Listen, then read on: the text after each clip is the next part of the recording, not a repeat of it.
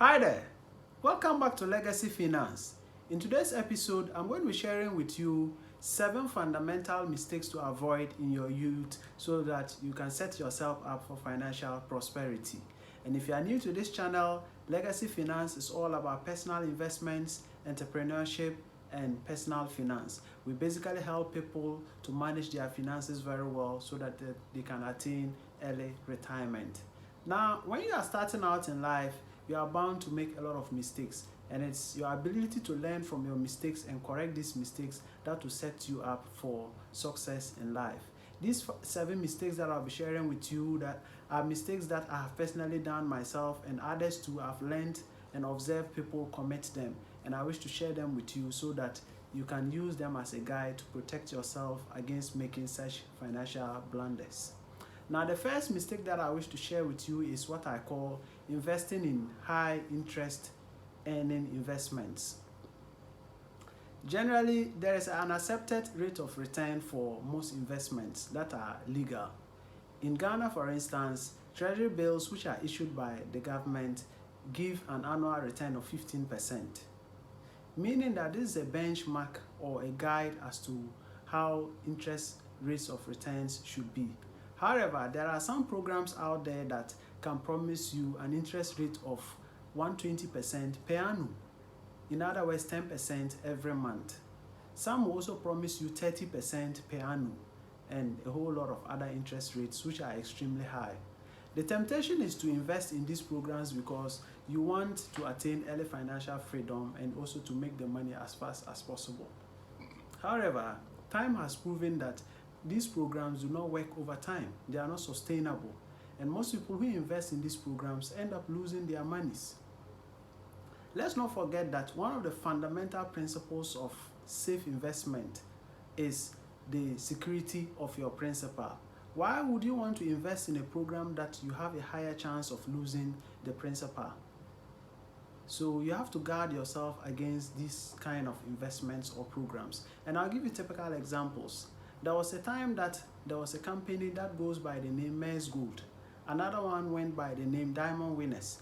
And yet another one went by the name ComAid. These are all companies that were promising very huge returns for prospective investors. However, as soon as new people were not registering, they were not getting new entrants, it meant that they were not able to pay old members since they were using money from new entrants to pay old members. This is a practice commonly referred to as Ponzi scheme. Alright, so these programs operate what we call a pyramid scheme. So they simply use money from new entrants to pay existing members. So guard yourself against investing in these kind of schemes. I know that we are all eager about attaining financial independence and financial prosperity, yet we have to guard ourselves against these kind of schemes out there. So that is the first mistake that I wish to share with you so that you can guard yourself away from it.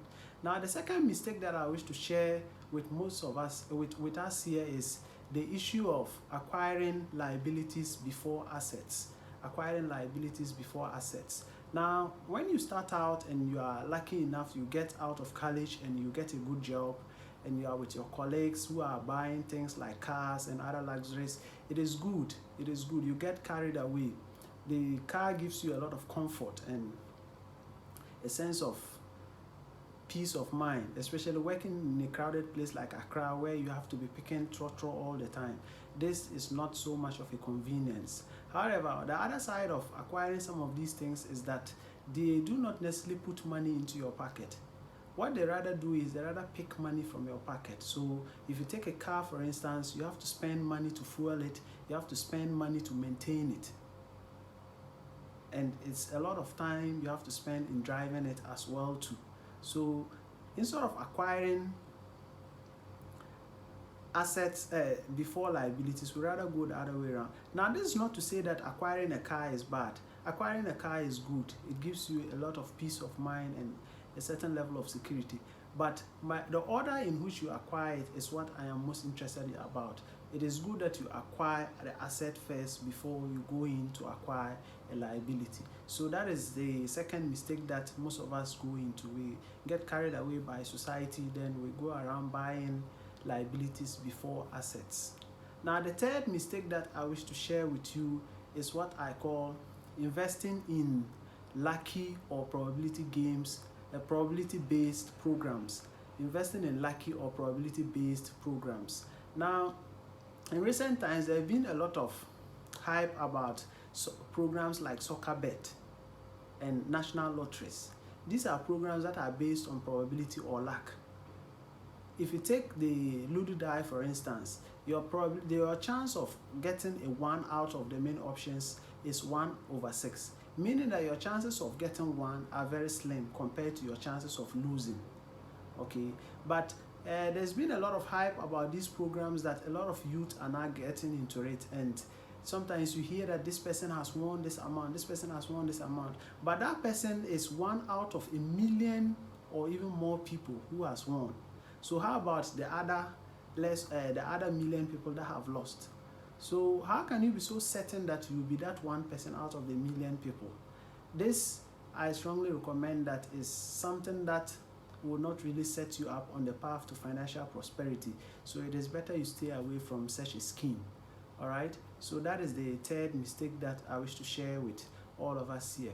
Now, the fourth mistake I wish to share with us here is what I call failing to pay yourself first. Failing to pay yourself first. Now, when you are lucky enough to start working, you get into a corporate institution and you start working, you see that immediately you are paid, it's the government that gets paid first through taxes. So the government takes its share through what they call the tax system. Then also a part of it goes to your SNIT contribution. Then the next thing is you now start looking at how to distribute the money in terms of your responsibilities. You have to pay for utility bills, you have to pay for some debts, you have to send money home to parents and all that. However, one of the major things we leave out is the fact that you are the one who is out there working and you deserve to get some percentage of the money too as well, which most of us do not do. So I recommend that you start putting this practice into action, because without really paying yourself, it's like just working for consumption purposes. You are just working for consumption purposes. So you should dedicate some percentage of your money towards paying yourself. Usually it's recommended that you pay yourself not less than 10%. So if you are in a salary that is earning, you say 3,000, 10% of that is 300. So you dedicate the 300 towards paying yourself. Now, to make this simple, it is better that you automate this whole process, so that every month you don't sit down with paper and pen to manually plan all these things. Once it is automated, as soon as the money hits your account, the 10% will be directed towards a savings account that is aimed at paying yourself. Okay, so that is the fourth mistake that a lot of us get into. Now, the next mistake I want to talk about is not taking advantage of your company's retirement programs.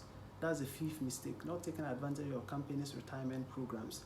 Now, many people do not really get into the right vocation. And some who even get into the right vocation do not get into the right work environment. So because of some of these reasons, a lot of people, once they get enrolled into a company, they are very much eager to leave the company as soon as possible. So when programs such as Tier 3 and Provident Fund pops up, which the company provides for its workers, most people are not usually willing to engage in these programs. However, these programs are meant to help you and to cushion you in your retirement. So I strongly recommend that you engage in these programs. Don't make the mistake of not taking advantage of these things and hoping that you will leave the company sooner than later. So that is the fifth mistake that I want to share with you that you should stay away from. Now, the sixth mistake that I want to share with you is what I call picking loans to start businesses. Picking loans to start businesses. Now, in an attempt to attain financial independence, there is always that temptation to go for loans to enroll into a business program. However, starting a business is not just an end in itself. Running a business and making the business successful really goes through a lot of stages. You have the starting phase, you have the challenges phase, you have the takeoff phase before the business finally scales up and becomes that successful. So if you go and pick a loan of which you are supposed to be paying interest on this loan, then you enroll into a business program with it. For that period of time that the business is still struggling, trying to really gain its feet, what happens to the interest that you have to be paying to the bank? So I wouldn't recommend that you pick a loan just so that you can enroll into a business program. What I would rather advise is start the business with what you have. The little money that you have, start the business with that. Now, as the business begins to take off and you see that the business is really scaling up and you cannot meet up with the demand, what you are supplying cannot meet up with the demand, then you can go in and look for extra money, which could be from a bank as a loan, so that you can easily scale up the business quickly, so that the interest that is supposed to be accruing from the loan, you'll be better positioned to pay off that interest. So that is a safe mistake that most of us get into, which I strongly recommend that you try and stay away from it. Do not pick a loan to start a business. Pick a loan to advance a business. Pick a loan to scale up a business. Do not pick it to rather start a business. So that is the safe mistake that I wish that we all stay away from it. Now, the last mistake that I want to talk about is living too frugal. Living too frugal. Now, it is recommended that one of the best ways to save more money or to get more money is to cut down on expenses. You have to cut down on how much you are spending and how much you are really giving out per month. So most of us, we try to budget our finances, then we know our needs, our wants, then the ones we try to cut down on them, then we are able to save more. However, there is a temptation to overcut or to cut down so much. You see, because we want to attain early financial independence, there is that temptation to overcut down a lot of expenses. Now, as long as these things do not affect the overall quality of your life, it is good. But most times, you see that in an attempt to gain more, you even go to the extent of cutting down some of your necessities. And this, I strongly advise that it is not the best practice. Truth is that the money that we are all struggling for, it is just for us to live a comfortable life on earth. One day we'll all leave this earth, you'll die, and you wouldn't take a person with you to the grave. So in as much as you try to save more, you should also try to live a dignified life on earth. Do not be so frugal that you neglect your basic responsibilities towards yourself, towards your family and your loved ones. After all, you are working so that you can support these people very well. Another aspect of living too frugal is refusing to invest in yourself just so that you can save a lot of money. Refusing to invest in yourself, okay? Now, in as much as you want to save a lot, it is good that you use a percentage of this money to invest in yourself. You can do this by buying books, by buying digital courses, enrolling in seminars and workshops so that you can make yourself better for the job market and also make yourself better for your livelihood as a whole. So these are 7 mistakes that I've shared with you that a lot of us youth get into that are keeping us down the financial ladder. And if you are really determined about coming up into the financial ladder, then it's good that you stay away from these mistakes so that you can truly attain the financial independence that we are all striving for on this channel. And if you are new to this channel, you are not yet part of the community, Legacy Finance is all about personal finance, entrepreneurship, and investments. You may consider subscribing and turn on your notification bell so that you get notified anytime we post fresh content like this. And I encourage you to hit the like button because these things go a long way to help promote the channel and help us to promote quality videos like this for you. Thank you very much for watching this video, and God bless you.